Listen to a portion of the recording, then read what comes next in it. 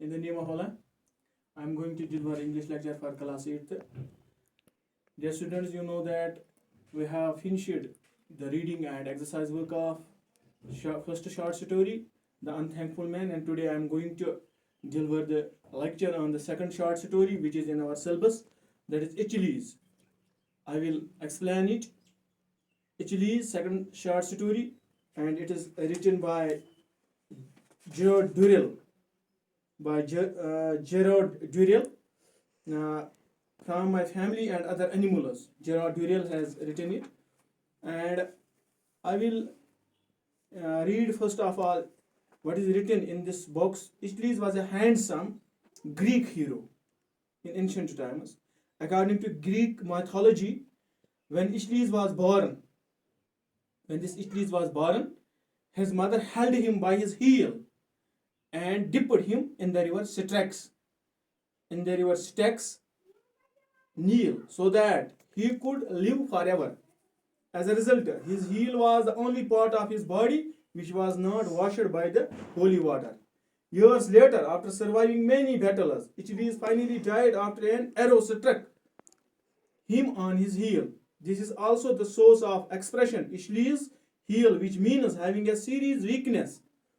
What do you think the boy in this story names his pet Achilles? What characters do you think the tortoise has earned him this name? Let us read the story to find out. And I will now read the story. Perhaps one of the most wired and fascinating characters I met during my travels was the rose beetle man. He had a fairy tale air about him that was impossible to resist, and I used it to look forward eagerly to my meetings with him. I first saw him on a lonely road leading to one of the remote mountain villages. I could hear him long before I could see him, for he was playing a rippling tune on a shepherd's pipe, breaking off now and then to sing a few words in a curious nasal voice.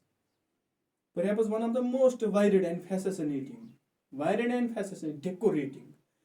This author says that perhaps I have met so many characters, I have met so many people when I visit throughout the world, but it is hardly perhaps a one which I feel is the most decorative, most fashionable character I met during my travels.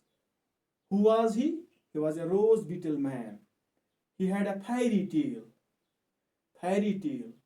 not real tale, fairy tale, magic tale, and that is in air about him that was impossible to resist. He was not resistant. And I used to look forward eagerly to my meetings with him. I was watching when the time came when I am going to meet with Rose Beetle Man.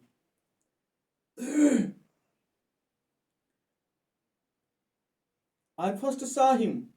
When I meet him, he was leading lonely on a road. He was walking on a road. The road was leading to the remote village, one of the remotest village. I could hear him long before I could see him. I heard about him before I see him. I heard about him in the books, in the literature. There is a rose beetle man. He has fairy tale. He has these characters. He has worn a hat. I have heard about him, not see him before I see him. For he was playing a rippling tune. He was making a rippling tune. A rippling tune means when the water is flowing in the river or in the stream, the noise made by water is called a rippling tune. And the same tune was played by this rose beetle man on his shepherd's pipe, breaking off now and then to sing a few words. When he was playing this tune, he was sometimes break up this tune and was singing some songs, some verses of songs on this by voice, and then starts again the rippling tune. in a curious nasal voice, and making him nasal voice. Nasal voice means nasal voice. He had a fox-like face. Rose beetle man had a fox-like face, a face just like which matches with fox. Large with large eyes. Eyes was big. His dress was fantastic. His dress was very decorated, fantastic. On his head was a hat. He had a hat on his head with a wide floppy brim. Floppy brim. He had with a floppy brim. Shade. Brim in a shade. His shirt was worn around his neck. He has not worn his shirt on. He has worn his shirt around his neck.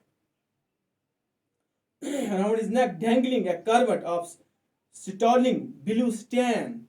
Curvet of blue stain. Startling blue stain. So now it is enough for today, and I will continue this lecture tomorrow on page number 84 and 85. It is enough for today. Goodbye. May God bless you. Thank you.